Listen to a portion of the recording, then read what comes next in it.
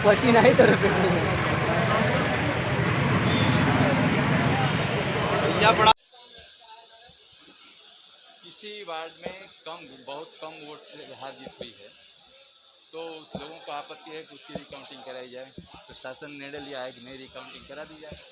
Recounting हो रहा है। दूसरे में किसी में ये है कि एक प्रत्याशी कह रहा नहीं हम जीते हैं, दूसरा कह रहा है कि हम जीते हैं। हम करने में कुछ जो जो रिजल्ट शीट वगैरह बने थे उसमें कुछ कटपिट होने की वजह से संदेह उत्पन्न हुआ। प्रशासन ने निर्णय लिया कि नहीं, उसकी भी रिकाउंटिंग करा दिया जाए। सर, इस चीज की पुष्टि तो प्रशासन करेगी कि कौन जीता है, प्रत्याशी स्वयं कैसे कर सकते हैं? नहीं, आपत्ति उनका लेने के बाद। किस तरह की आपत्ति?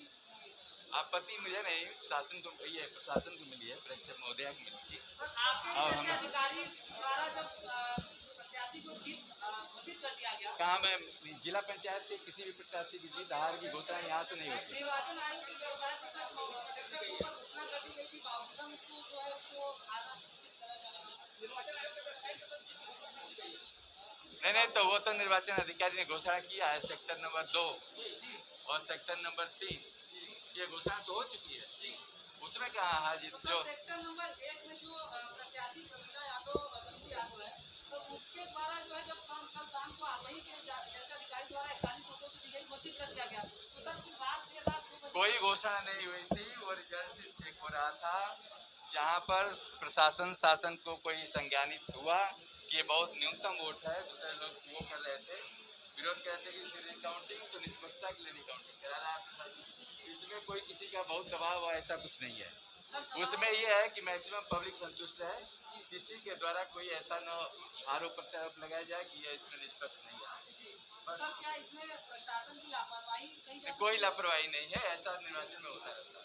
सर, क्या अधिकारियों की किसी भी तरह से धांधलीबाजी का कोई ऐसा कुछ नहीं। तो सर क्यों विपक्ष लगातार आरोप लगा रहे हैं रिकाउंटिंग पे, क्यों ऐसा हो रहा है? भाई, अब किसी के जवान को रोका नहीं जा सकता। क्या किसी दबाव में आकर नहीं, ऐसा कुछ नहीं है, ऐसे नहीं जी।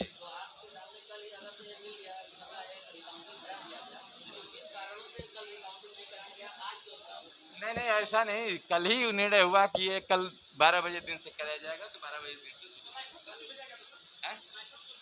वो निर्वाचन अधिकारी, इसके जिला पंचायत निर्वाचन अधिकारी हमारे एडीएम एफआर साहब हैं, क्योंकि घोषणा इस मामले में कोई ऊपरी दबाव ऐसा कुछ नहीं। किसी तरह की नोटिस या सूचना क्या? नहीं, ऐसा कुछ नहीं।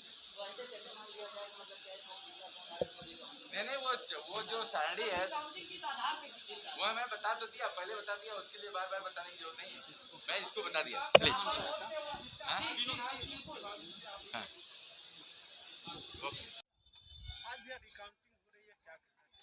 इसके लिए सबसे पहले आप लोगों को धन्यवाद कि आज ये समाजवादी पार्टी की बढ़ती लोकप्रियता से जिला पंचायत वाराणसी, माननीय देश के प्रधानमंत्री संसदीय वाराणसी में जो आज हम समाजवादी पार्टी आज हम लोग लीड ले रहे हैं जिला पंचायत में, उससे घबराए हुए कुछ अधिकारी ऐसे हैं, कुछ यहाँ के मंत्री के इशारे पर समाजवादी पार्टी के प्रत्याशी को हराया जा रहा है। हमारी प्रत्याशी प्रमिला यादव जी कल जो कि यहाँ के ही आरओ ने 45 वोट से जिताए हैं, 41 वोट से जिताने के बाद बोले कि आपको प्रमाण पत्र आपको मिलेगा जिले पर, और वो 6 बजे बुलाया गया। उसके बाद वहाँ जाने के बाद किसी मंत्री का फोन के इशारे पर अब वो कह रहे हैं रिकाउंटिंग, तो रिकाउंटिंग 2 बजे रात तक हम लोगों से वो झलाए हैं। तो कहीं न कहीं ये हमसे डरे हुए हैं, और हम समाजवादी पार्टी डरने वाले नहीं हैं। आंदोलन से हम लोग पीछे नहीं हटते हैं। आज आर पार की लड़ाई रहेगी। 41 वोट से हम जीते हैं, तो नियम से अपने दिल पर हाथ रखे वो ईमानदारी से वो केवल रिकाउंटिंग करा दे, पुनः हमारी प्रत्याशी जीतेगी। मुख्यालय पर 2 बजे रात तक किस संदर्भ में आपको रोका गया? 2 बजे रात तक हम देंगे सर्टिफिकेट, आपको प्रमाण पत्र देंगे, इसीलिए रोका गया। फिर उसके बाद क्या हुआ? उसके बाद किसी मंत्री का फोन आया, किसी इशारा पर बोले सुबह रिकाउंटिंग होगा। हारे हुए प्रत्याशी को वहाँ क्या जरूरत था? हारे हुए प्रत्याशी, जो जीता हुआ प्रत्याशी, उसको रोका जा रहा है। हारा हुआ प्रत्याशी पीछे से गेट से चला आ रहा है। वो कहाँ से घुस गया? जहाँ फोर्स लगी है, इतनी वहाँ पर फोर्स लगने के बाद भी हारा हुआ प्रत्याशी कम से कम वहाँ घूम रहे पीछे, मिठाई माला फूल लेकर। वो किस लिए पहुंचे थे? इसके पीछे किसको दोषी ठहराना? इसके पीछे मंत्री हैं सब यहाँ के, और कुछ अधिकारी हैं, मिली भगत है। शर्म लग रहा है कि मोदी जी के एरिया में पेपर लिख रहा है, मीडिया आप लिख रहे हैं, खुद लिख रहे हैं कि समाजवादी पार्टी ने बढ़त बढ़ाई है, जहां हम 15-16 समाजवादी पार्टी जिला पंचायत सदस्य हमने जिता लिया है। रिकाउंटिंग बस है, अब भोले बाबा की नगरी है, हम बैठे हैं, असत की जीत होगी। सर आज ये रिकाउंटिंग हो रही है, सुरक्षा व्यवस्था को लेकर क्या यहाँ पे क्या तैयारी है? अब देखिए हरौआ ब्लॉक में ये आज 2 पदों के लिए जो है रिकाउंटिंग हो रही है। अभी काउंटिंग शुरू होने वाली है। कल की ही तरह जो है जो त्रिस्तरीय जो व्यवस्था थी वो की गई है।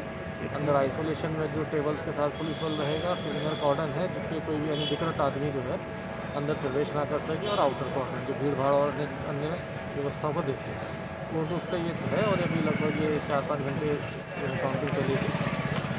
तब तक हमारा पुलिस फोर्स रहेगा और पूरी सुरक्षा के जो है चुनिंदा इंतजाम है। साथ साथ लोगों को यही बताया जा रहा है कि कोविड के जो नियम है उनका अनुपालन किया जाए।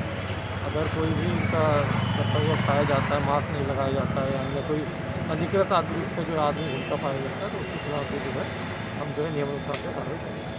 सर कल की अपेक्षा आज प्रशासनिक व्यवस्था थोड़ी टाइट दिखाई दे रही है, इसके पीछे क्या नहीं, देखिए जब री काउंटिंग होती है तो व्यवस्था तो सुदृढ़ करना पड़ता है, चाहे वो री पोलिंग होती है चाहे री काउंटिंग होती है।